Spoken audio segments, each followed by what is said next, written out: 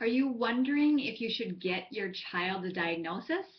If so, you're going to like this video because there are some important considerations to make when you're on this journey towards deciding to diagnose or to not diagnose. Now, I can oftentimes go either way when it comes to a diagnosis because it's really about what's best for the child. And that's something that you want to consider. And this is a key question. What will set my child up for success? Now let's consider the short-term and long-term implications of two different diagnoses that are very common.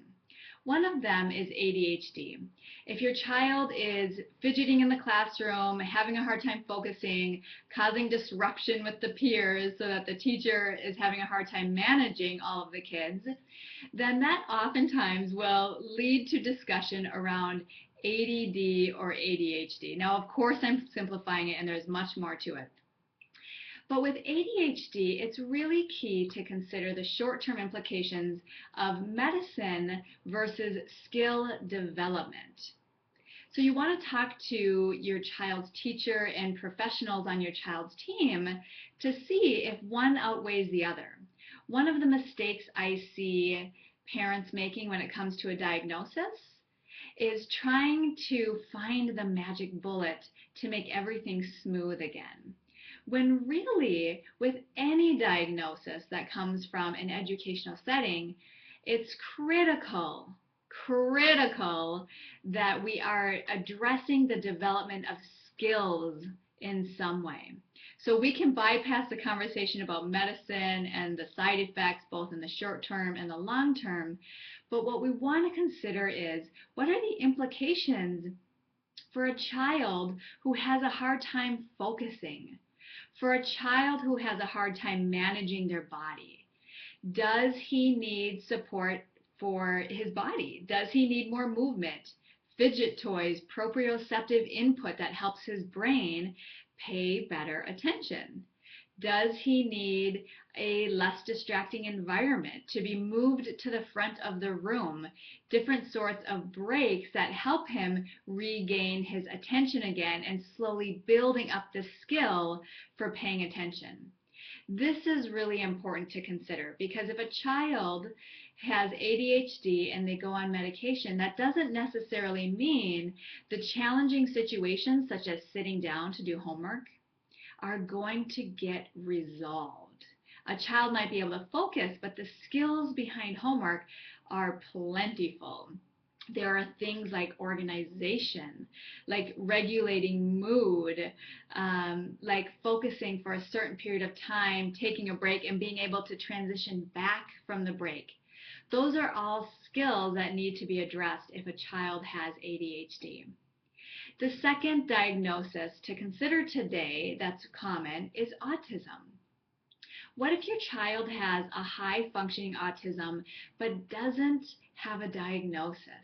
Let's say this is let's say an elementary school age child in the middle years, second, third, or fourth grade. What commonly arises with a child that has high-functioning autism is they tend to have some good academic skills, and social skills tend to suffer. So we see kids with autism getting picked on or feeling isolated or feeling sad or frustrated because they're not able to blend in on the playground or in the lunchroom or really understand how to make friends and what pushes friends away. The short-term and long-term implications of this diagnosis are many. Because if a child has or if we don't get a child a diagnosis for autism, then sometimes what that means is the social skill development goes unnoticed. And a speech therapist who specializes in pragmatic skill development can really help your child. With an educational diagnosis of autism, a speech therapist can teach your child the steps to having a conversation that go way beyond including eye contact. It dives into how to show that you're listening, how to not take more turns than the other person so that it's more of a balanced conversation. So these are important to consider. And for this conversation, as far as should my child get a diagnosis or not, there's one key question to really take to heart. And that is, what is going to set my child up for success? Consider the short-term and the long-term implications.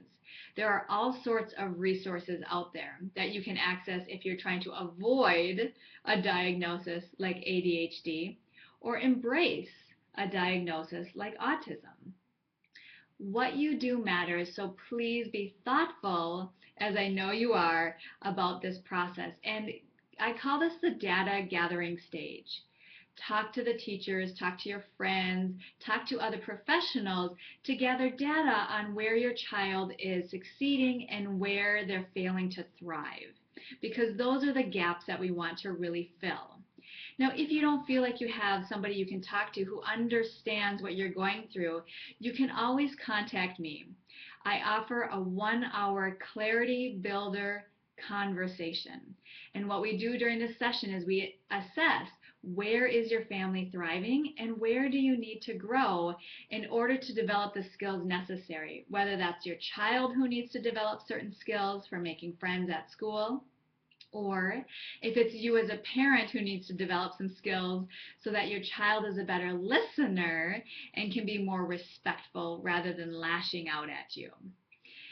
So, in order to book a Clarity Builder session, all you have to do is visit my website, mad2glad.com, and that's the number 2, mad2glad.com.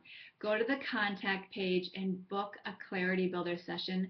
We can have a conversation about where you're at right now and if you need help navigating the process for whether or not your child should have a diagnosis. I look forward to connecting with you soon or catching you next time on your Mad to Glad parenting tip. Talk to you then. Bye-bye.